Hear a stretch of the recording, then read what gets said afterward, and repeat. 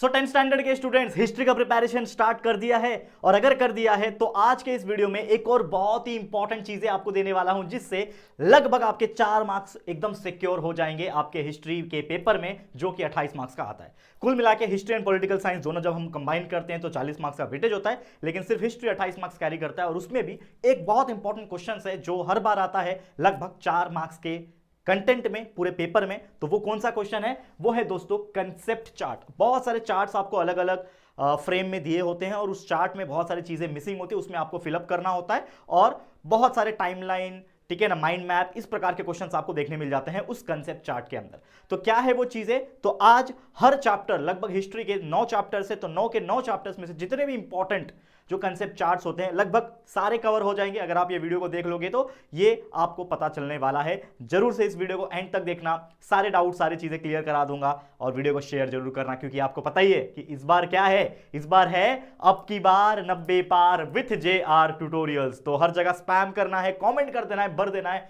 कि यार इस बार हम 90% टारगेट कर रहे हैं और 90% हर बच्चे को लाना है। यस आई नो कि सुनने में थोड़ा चटपटा अटपटा सा लगता है कि यार क्या 90% हर कोई ला सकता है? यार पॉसिबल नहीं है, मुझे भी पता। लेकिन अगर कोई बच्चा जो 50-60% पे अटका था, वो अगर 90 पार का टारगेट सोच रहा है अपने माइंड में, तो लगभग वो 80 तो पहुंच ही जाएगा। और क्या ही पता मिरेकल भी हो जाए, क्योंकि मैंने देखा है मिरेकल होते हुए। तो ये मिरेकल पॉसिबल है कि कोई 60% लाने वाला बच्चा 90% पहुंच जाए और वो बोर्ड एग्जाम में लेकर आ पाए। तो ये बिल्कुल पॉसिबल है, इसीलिए बोल रहा हूं मेहनत करो। सारे वीडियोस अवेलेबल है, चाहे वो SST सब्जेक्ट के, हिस्ट्री, ज्योग्राफी, पॉलिटिकल साइंस के वीडियोस हमारे इसी platform JR tutorials YouTube channel के ऊपर प्रेजेंट है। आप बस यूट्यूब पे सर्च करना, जो भी हिस्ट्री के 9 के 9 चैप्टर है, ज्योग्राफी के 9 के 9 चैप्टर्स है, पॉलिटिकल साइंस के 5 चैप्टर्स है, उन सभी को डिटेल्ड प्रॉपर तरीके से पढ़ा के रखा है। पुराने वीडियो, व्हाइट बोर्ड वाले वीडियो जो मैंने खुद ने पढ़ा है, डिजिटल बोर्ड के वीडियोस भी प्रेजेंट है जो आपको बेस्ट क्वालिटी के लगेंगे। उन वीडियोस को 2x की स्पीड पे लगा देना है और फटाफट से देख के कंसेप्ट क्लियर कर लेना है, क्योंकि समय बचेगा 2x की स्पीड से लगाने में, और आपको क्वेश्चन आंसर्स याद करने में भी समय मिलेगा।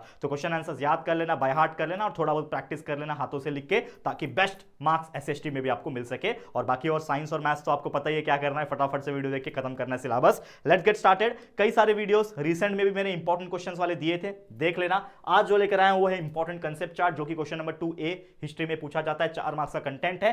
तो उड़ान बैच के भी पिछले साल के वीडियो है, इस साल के भी उड़ान बैच चलने वाले हैं, चल रहे होंगे, चेकआउट करते रहना, और इंस्टाग्राम और टेलीग्राम ग्रुप को ज्वाइन कर लेना, ठीक है। अभी आप 10वीं के बाद 11th में जाओगे तो JR कॉलेज चैनल पे जुड़ जाओगे जाके 11वीं और 12वीं के प्रिपरेशन के लिए, तो उस चैनल को भी जाके एक बार चेक करके देख सकते हो और सब्सक्राइब कर सकते हो, आपके ऊपर है वो चीज, ठीक है। तो चलो let's get started. There are so many questions. तो पहला क्वेश्चन ये देख सकते हो, इसमें क्या होगा, सर्कल दिया रहेगा, 4 बॉक्स खाली रहेंगे, इसमें आपको लिखा रहेगा टाइप्स ऑफ टूरिज्म बताओ। तो आपको पता होना चाहिए कि टूरिज्म क्या है।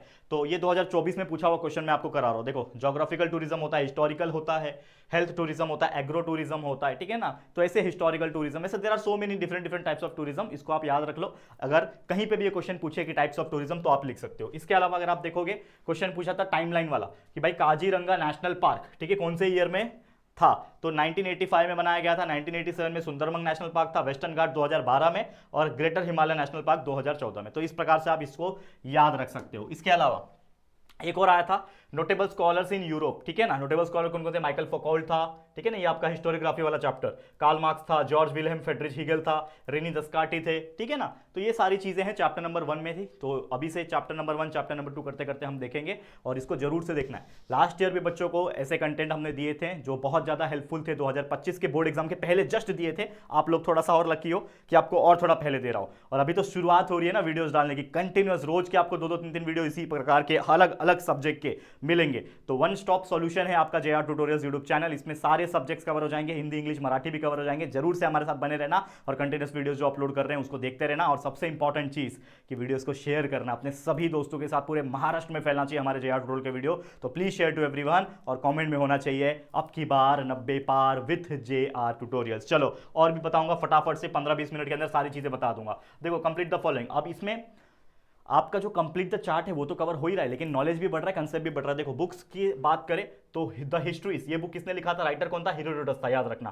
फिर डैश था, रेनी डस्कार्टी ने क्या लिखा था? डिस्कोर्स ऑन द मेथड, याद रखना। रेनी डस्कार्टी आया तो ये जो थी, इन्होंने डिस्कोर्स ऑन द मेथड लिखा था। दास कैपिटल क्या है? कार्ल मार्क्स द्वारा लिखा गया है, ठीक है ना। Archaeology of knowledge, Michael Foucault. तो याद रख लो कौन से बुक्स थे, कौन से राइटर्स थे, ये अलग अलग तरीके से पूछा जा सकता है question. Complete the following table chart, personalities and special features. तो यहां पे वोल्टायर है, उसका स्पेशल फीचर क्या था, ये था फाउंडर किसका, मॉडर्न हिस्टोरियोग्राफी का फाउंडर बोलते हैं, ये वोल्टायर वाला जो क्वेश्चन है ना फिर MCQs fill in the blanks में पूछा जाता है। फिर dash the fundamentals of feminism, feminism किसने बताया, सिमोन डी बिवियर, याद रखना। Michael Foucault, archaeology of knowledge, उसके बाद क्लास थियोरी, कार्ल मार्क्स। तो ये चीज आपको याद रखनी है, ठीक है। टेबल चार्ट चैप्टर नंबर 2 आ गया आपका, ठीक है ना, हिस्टोग्राफी इंडियन ट्रेडिशन वाला। फिर ये table chart, James mill the history of British India, grant डफ अ हिस्ट्री ऑफ मराठास, ठीक है, माउंट स्टुअर्ट एल्फिंस्टन, इसका था the history of India. S A Dange, ये जो प्रिमिटिव कम्युनिज्म टू स्लेवरी। फिर डॉक्टर बाबा साहेब अंबेडकर, ठीक है ना, हु वेयर द शूद्रास, इन्होंने लिखा हुआ था बुक, ठीक है ना, याद रखना ये सारी चीजें। उसके अलावा ideological schools of historiography in the post independence era, यानी कि इंडिपेंडेंस के बाद, इंडिपेंडेंस होने के बाद क्या क्या आइडियोलॉजिकल स्कूल्स थे हिस्टोग्राफी के, वो यहां पे है। दैट इज मार्क्सिस्ट हिस्ट्री था, फेमिनिस्ट हिस्ट्री था और सुबाल्टन हिस्ट्री था, ठीक है ना। और मैं आपको एक बताना चाहता हूं, सुबाल्टन हिस्ट्री, मार्क्सिस्ट हिस्ट्री और फेमिनिस्ट हिस्ट्री, ये तीनों टॉपिक के ऊपर एक शॉर्ट नोट्स डेफिनेटली पूछा जाता है, तो तीनों अच्छे से याद भी कर लेना। ये सिर्फ मैं कंसेप्ट चार्ट नहीं बता रहा हूं, आपको ऐसी चीजें बता रहा हूं जो लिटरली आपके बोर्ड एग्जाम में आपको बहुत हेल्प करेगी, और 90 पार का जो सपना देखा है ना हमने, वो जरूर पूरा होगा। लास्ट ईयर के बच्चों को पूछना, सिर्फ हमारे यूट्यूब चैनल से पढ़ के भी लोगों ने 90+ निकाला है, और जो ऐप से पढ़ते हैं उन्होंने तो 95 94 ऐसा परसेंट निकाला हुआ, हाईएस्ट पिछले साल का शायद 95 पॉइंट समथिंग था जो ऐप से पढ़ा था। और जो यूट्यूब पे आके बच्चे कमेंट करके जाते हैं, ठीक है ना, उनका तो 94 95 96% तक आया हुआ बच्चा था, ठीक है ना। तो वो पढ़ते हैं यार हमारे यूट्यूब चैनल से आके बच्चे, तो आप भी पढ़ सकते हो और अच्छे मार्क्स निकाल सकते हो। क्या बोल रहा है, टेबल चार्ट कंप्लीट करना है। फेमिनिस्ट हिस्टोरियंस यहां पे दी हुई है और उनकी राइटिंग्स क्या है, उनकी बुक्स क्या है। तो जैसे एक थी ताराबाई शिंदे, उन्होंने लिखा था स्त्री पुरुष तुलना। फिर पंडिता रामाबाई थी, उन्होंने लिखा था हाई कास्ट हिंदी वुमेन, ठीक है ना। मीरा कोसाम्बी थी, इन्होंने crossing the threshold feminist essay in social history. And Sharmila Rege थी, writing caste, writing gender, reading Dalit women's testimonies. तो ये आपको याद कर लेना है, कौन किसका बुक्स लिखा था, कौन ऑथर थे, ये सारी चीज आपको याद करके चलना है। ये सारा चीज बता के दे रहा हूं, वीडियो को पॉज करके इसको फटाफट से आप लिख सकते हो, स्क्रीनशॉट भी ले सकते हो, कोई दिक्कत की बात नहीं है। पर स्क्रीनशॉट मोबाइल में कितना ही स्टोर करोगे, और हर वक्त आपके शायद मोबाइल फोन हाथ में होता ही नहीं होगा। अगर पर्सनल है एकदम तो रख सकते हो, अदरवाइज बुक्स में इसको फटाफट से रफ लैंग्वेज में ना नोट डाउन करके रख लो, ताकि लास्ट मोमेंट पे रिवाइज करके जाओगे तो भी याद रहेगा। नेक्स्ट क्या है, कंसेप्ट में आपको कंप्लीट करो। नेशनलिस्टिक हिस्टोग्राफी ऑफ इंडिया, क्या बोल रहा है, नेशनलिस्टिक हिस्टोग्राफी, राधा कुमुद मुखर्जी, वीके रजवाड़े, विष्णु शास्त्री चिपलुनकर और राजेंद्र लाल मिश्रा, ये इनका चीज आपको याद रखना है, ठीक है बच्चा, याद रहेगा ये वाला कंसेप्ट मैप, ठीक है। नेक्स्ट क्या है, यहां पे देखो, अब ये कॉन्सेप्ट मैप को भी कंप्लीट करना है, चैप्टर नंबर 3 से पूछा हुआ क्वेश्चन है, ठीक है ना, अप्लाइड हिस्ट्री वाला। देखो बहुत इजी है, बहुत ज्यादा इजी है। देखो क्या बोल रहा है, कल्चरल हेरिटेज है, दो टाइप के कल्चरल हेरिटेज होते हैं, टेंजिबल होता है, इनटेंजिबल होता है। मैंने आपको बताया था टेंजिबल मतलब क्या होता है, जो फिजिकल होता है, जैसे मैंने आपको एक्सप्लेन किया था, चैप्टर भी मैंने पढ़ाया हुआ है, सारे चैप्टर्स मैंने पढ़ाए हुए हैं, हिस्ट्री के, ज्योग्राफी के और पॉलिटिकल साइंस के। और जो न्यू वाले बैच है उसमें प्रिया मैम ने भी पढ़ाया हुआ है, तो आप दोनों ही रेफर कर सकते हो, या तो मेरा सिर्फ देखना तो मेरा भी देख सकते हो, व्हाइट बोर्ड के वीडियोस प्रेजेंट है, अच्छे क्वालिटी के वीडियोस है आज भी, तो अच्छे से 720 के क्वालिटी में लगा के आप देख सकते हो। अब टेंजिबल मतलब फिजिकल होते हैं, जैसे आर्टिफैक्ट्स हो गया, खोदा हुआ चीज, बिल्डिंग्स हो गया, स्कल्पचर्स हो गया, एंशिएंट साइट्स हो गए जिसमें मंदिर वगैरह आ जाते हैं, ठीक है, मैन्युस्क्रिप्ट हो गया, पेंटिंग हो गया, ये सब टेंजिबल कल्चरल हेरिटेज है। और दूसरा जो इनटेंजिबल होता है, ये क्या होता है, ये भी कुछ ऐसी चीजें हैं लेकिन ये फिजिकल फॉर्म में नहीं प्रेजेंट है। ये क्या हो सकती है, जैसे सुनाया हुआ स्टोरी, जैसे आप बोलते हैं ना कि ये मेरी परंपरा है, तो ये परंपरा कहीं क्या दीवार पे लिखी हुई नहीं, ये कहीं सुनी सुनाई बातें हैं, ठीक है। तो ओरल ट्रेडिशन, लैंग्वेज हो गया, ओरल ट्रेडिशन हो गया, सर्टन ट्रेडिशनल स्किल्स हो गया, स्टाइल ऑफ परफॉर्मिंग आर्ट्स हो गया, ठीक है ना, सोशल कस्टम्स एंड रिचुअल्स हो गया, फेस्टिवल को सेलिब्रेट करने का, इसके अलावा ट्रेडिशनल नॉलेज हो गया। ये सारी चीजें जो है वो इनटेंजिबल कल्चरल हेरिटेज में आ जाती है, लेकिन है कल्चरल हेरिटेज है, एंड दैट्स व्हाई आज भी हम लोग इस चीज को फॉलो करते हैं। नेक्स्ट क्वेश्चन क्या बोल रहा है, complete the concept man. Humanities में 4 आते हैं, याद रखना, आर्कियोलॉजी, सोशियोलॉजी, एंथ्रोपोलॉजी और हिस्ट्री, याद रखना, ये 4 चीज है। इसके अलावा देखो world natural heritage site of India, India के वर्ल्ड हेरिटेज साइट कौन कौन से हैं, नेचुरल, वो भी नेचुरल तरीके से, तो एक मानस वाइल्ड लाइफ सेंचुरी याद रख लो, ठीक है ना, केवलादेव नेशनल पार्क याद रख लो, Nanda Devi and valley of flowers याद रख लो, सुंदरबन याद रख लो जो वेस्ट बंगाल में है, इसमें टाइगर भी प्रेजेंट है, सुंदरबन टाइगर, ठीक है। देखो वर्ल्ड हेरिटेज साइट इन महाराष्ट्र, एलिफेंटा केव्स, ठीक है ना, ये किसकी बात हो रही है, वर्ल्ड हेरिटेज साइट जो महाराष्ट्र में ही है, खाली नेचुरल की बात नहीं है, सब मिक्स आ गया इसमें। तो महाराष्ट्र में कौन कौन से वर्ल्ड हेरिटेज साइट्स है, एलिफेंटा केव्स है, एलोरा केव्स है, अजंता केव्स है, छत्रपति शिवाजी महाराज रेलवे टर्मिनस जिसको हम CSMT रेलवे बोलते हैं। अभी रिसेंट में मैं दिल्ली गया हुआ था, ठीक है ना, आपको पता होगा शायद 15 दिन पहले मैं दिल्ली गया था, तो मैं यहाँ से CSMT से ही मैंने अपनी ट्रेन पकड़ी थी, राजधानी एक्सप्रेस, ठीक है। Next the Victorian and art deco ensemble of Mumbai, तो ये सारी चीजें हैं जो महाराष्ट्र में हेरिटेज साइट है। इसके अलावा चैप्टर नंबर 4, इसमें जो टेम्पल्स का पार्ट है ना बहुत याद है, हिम्मतपंथी स्टाइल, नागरा स्टाइल, ठीक है ना, और ये जो जितने भी चीज़ें होती है द्राविड स्टाइल, ये जो टेम्पल्स है ना, इसके क्लासिफिकेशंस एंड इसके क्या क्या चीज़ें होती हैं विद एग्जांपल से याद रख लेना, इसके ऊपर क्वेश्चंस बहुत बनते हैं।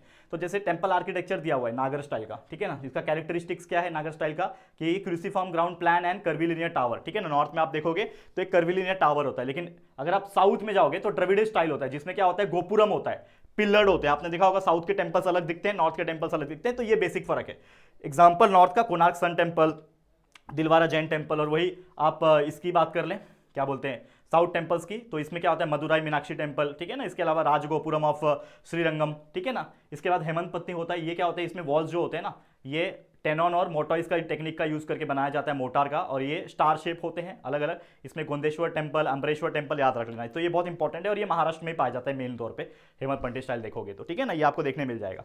नेक्स्ट क्या बोल रहा है, देखो एक और है इंडियन क्लासिकल डांस फॉर्म। कौन कौन से क्लासिकल डांस फॉर्म होते हैं इंडिया के, कथक होता है नॉर्थ इंडिया में, लावनी डांस महाराष्ट्र में होता है, भरतनाट्यम तमिलनाडु में होता है, ओडिसी डांस ओडिशा में होता है। ये सारी चीजें हैं याद रखने वाली, याद रख लेना। चैप्टर नंबर 5 पे पहुंच चुके हैं हम लोग, देखो फास्ट। हिस्ट्री का क्या बोल रहा है, कंसेप्ट मैप क्लियर करो। एडिटोरियल्स होता है हिस्ट्री में, और क्या होता है कॉलम्स होता है, न्यूज होता है, रिव्यूज होता है, आर्टिकल्स होते हैं, और हिस्ट्री होता है, ठीक है ना।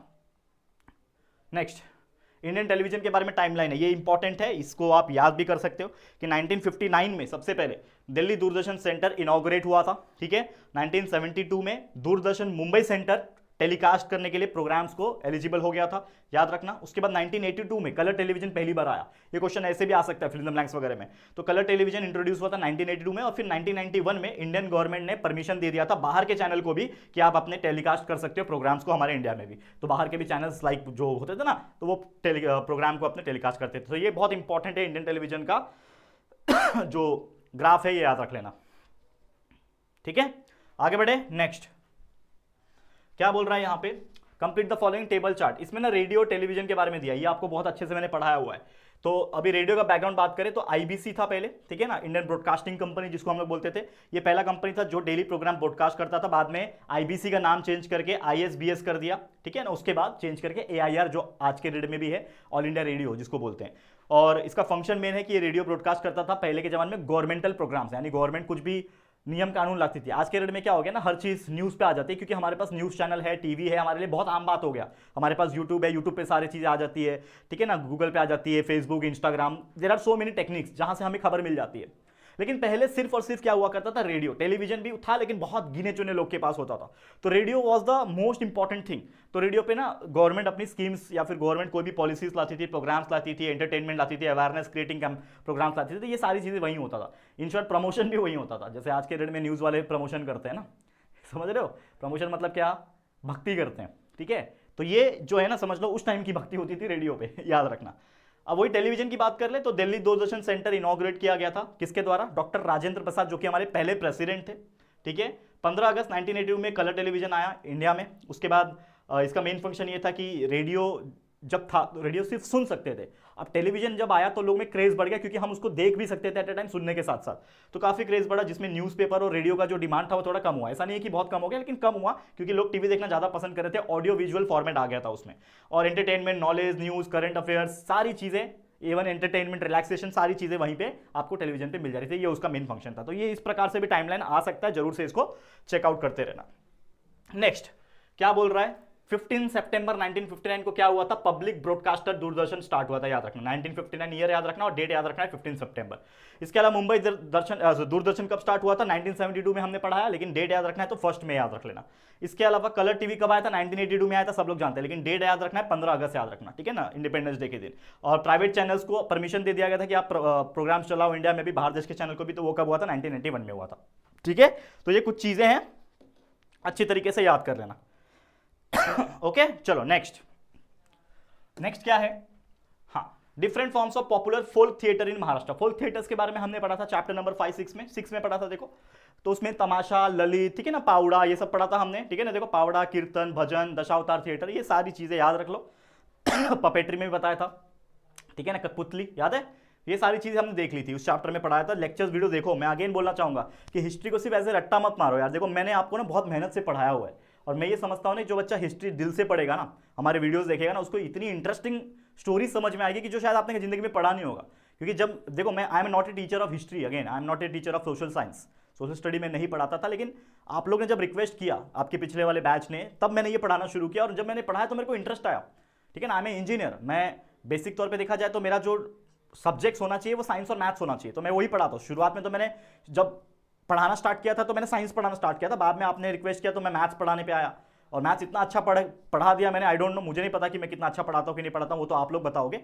लेकिन अगेन, जो बच्चों ने प्यार दिया, इतने सब्सक्राइबर्स दिए हमें, तब मुझे रियलाइज हुआ कि यस, हम कुछ कर रहे हैं अच्छा, एंड उसके लिए बच्चों के लिए और भी करना चाहिए। हमने एसएसटी भी दिया और उसमें भी बहुत प्यार मिला। तो इस चैनल को हमने बिल्ड किया है बाय ट्रस्टिंग यू, एंड आपने जो फीडबैक दिया है, जो रिव्यूज दिए हैं और आपने जो डिमांड किया है, वो फुलफिल करने के लिए चैनल खड़ा हुआ है। तो ये चैनल पे जो योगदान है ना, वो कहीं ना कहीं आप लोग का भी है, आपके पहले वाले बैचेस के स्टूडेंट्स का भी है। तो इवन मैं चाहता हूं कि ये जो लीगेसी है ना, ये आप लोग कैरी फॉरवर्ड करें। ऐसा नहीं है कि आपके पिछले 5 साल के जो आपके जो सीनियर्स थे उन्होंने अपना योगदान दिया तो इसका मतलब आप नहीं दोगे। ठीक है, कुछ लोग होते हैं जो नई चीज आने के बाद पुरानी चीज को भूल जाते हैं। ठीक है ना, कि भाई, लेकिन ये नहीं देखते कि वो पुरानी चीज ने कितना साथ दिया, कितना इंस्पायर किया लोगों को। तो ये चीज मैं आपको साथ समझाता हूं। ठीक है ना, बूढ़े होने के बाद क्या माँ बाप को फेंक दोगे? नहीं ना, रखोगे ना संभाल के।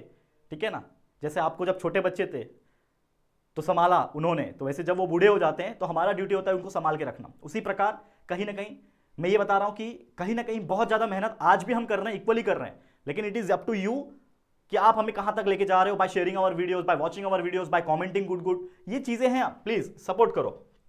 ठीक है ना। नेक्स्ट क्या बोल रहा हूं यहां पे देखो, संत हु पॉपुलराइज भजन। कौन से ऐसे संत थे? हम लोग हिंदी में संत बोलते हैं लेकिन इंग्लिश में सेंट कहा जाता है। तो उन्होंने भजन को पॉपुलराइज किया। महाराष्ट्र में संत नामदेव ने किया, गुजरात में मीराबाई ने किया, नॉर्थ इंडिया में तुलसीदास थे, सूरदास थे, कर्नाटका में, ठीक है ना, बसावना थे।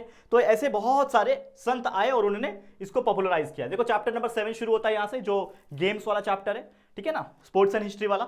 इंडोर गेम्स कौन कौन से होते हैं? चेस होता है, कैरम बोर्ड होता है, लूडो बिजनेस गेम होता है, जो भी होता है, कार्ड गेम्स होता है, लिख सकते हो अपने हिसाब से, कोई दिक्कत नहीं है। जो टेक्स्ट बुक्स में है उसके भी हिसाब से हमने बता दिया। फिर इंटरनेशनल स्पोर्ट्स कॉम्पिटिशन्स कौन कौन से होते हैं आपको पता है? ये पैरालंपिक्स होता है जिसमें थोड़े से जो ऐसे लोग होते हैं, क्या बोलते हैं उसको, हैंडीकैप टाइप के लोग होते हैं ना, वो स्पोर्ट्स खेलते हैं और काफी ऐसे लोग हैं, हमारे इंडिया का नाम रोशन किया उन्होंने। ठीक है ना, याद रखना। क्रिकेट वर्ल्ड कप होता है, फुटबॉल वर्ल्ड कप होता है, ओलंपिक्स होता है, कॉमनवेल्थ गेम्स होता है, there are so many other games आप लिख सकते हो जो इंटरनेशनल लेवल पे किया जाता है। इसके अलावा टाइप्स ऑफ टूरिज्म कौन सा होता है? देखो चैप्टर नंबर 8 आ गया, टूरिज्म वाला चैप्टर, टूरिज्म एंड हिस्ट्री। इसमें sports tourism, historical tourism, geographical tourism, agro tourism, जिसमें एग्रीकल्चर सिखाया जाता है, रिलीजियस टूरिज्म है, हेल्थ टूरिज्म है।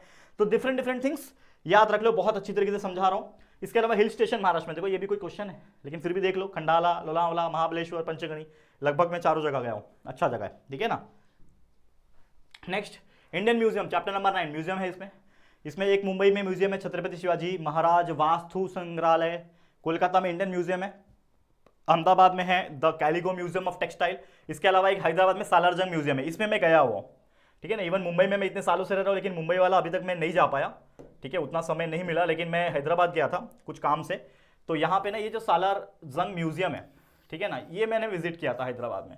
और इसका ना विजिट करने के बाद ना मैंने कंप्लीट ब्लॉग बनाया हुआ है। तो आपको पता होगा कि शायद एक मेरा पर्सनल चैनल है व्लॉगिंग वाला, JR व्लॉग्स। ठीक है ना, अगर आपको टाइम मिले, मैं ऐसा नहीं बोल रहा हूँ कि आप पढ़ाई छोड़ के जाओ, देखो अगर आप सपोर्ट करना चाहते हो, अगर टाइम मिले कभी भी रात को सोने समय ना, तो हमारा ना एक चैनल है जिसका नाम है JR व्लॉग्स। ये JR व्लॉग्स को एक बार देख लेना।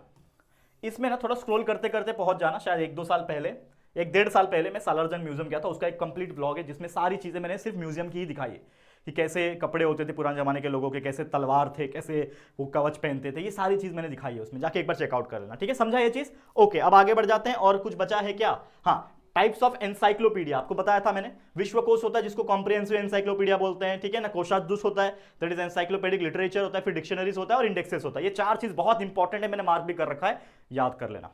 ठीक है, विश्वकोश का शॉर्ट नोट कर लेना, समझ जाओ, अभी समझदार को इशारा काफी है।